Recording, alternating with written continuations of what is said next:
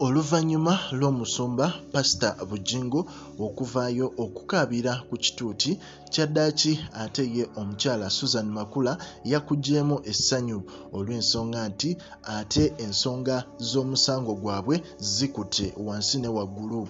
Omukulu amanyiddwa nga Male Mabirizi kijjukirwa nti omukulu ono luvannyuma lwa UCC omuwa evidence oba obukakafu obulaga nti omukulu Pastor Bugingo yayanjulira ddala omukyala Susan Makula era bwe yamala ofuna obukakafu bw'ati DPP n'avaayo n'abanga omusango guno agumuggyako.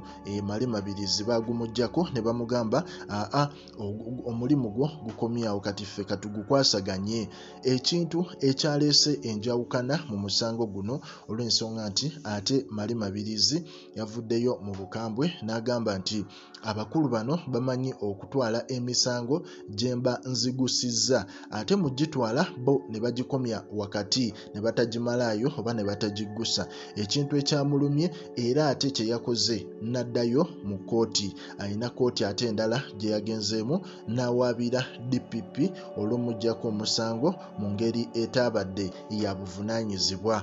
So mu mbeera eyo kino kyasanyusizza nnyo omukyala Susan Makula n'alabira ddala nga omusango gwali gubatadde ku bunkenke ne ku pressure, n'alabira ddala nga tegulina lugendo. Naye ekibuuzo kiri nti omukulu Male Mabirizi byonna byakola binaayitamu ku musango guno olw'ensonga nti abantu bangi babadde bamuwagidde ku musango guno kuba buli omu teri yali akkiriziganya nakyo eky'omukulu Pastor Bugingo okubanga awasa omukyala Susan Makula. Era twalaba n'abamu ku basumba omwali Sempa yavaayo n'asekerera Bugingo n'amugamba nga 21 nkulinze mu kkooti ndabike nga nkulaba ng'okaaba obuziga obwaggoonya tulabe oba onaasinga omusango ogwo oluvannyuma lw'okwegaana nti tewawasa mukyala Susan Makula mu traditional marriage ate ne Susan Makula okwegaana nti temwefumbirwangako wabula mwali mukyaddeko bukyazi waka balabe omulenzi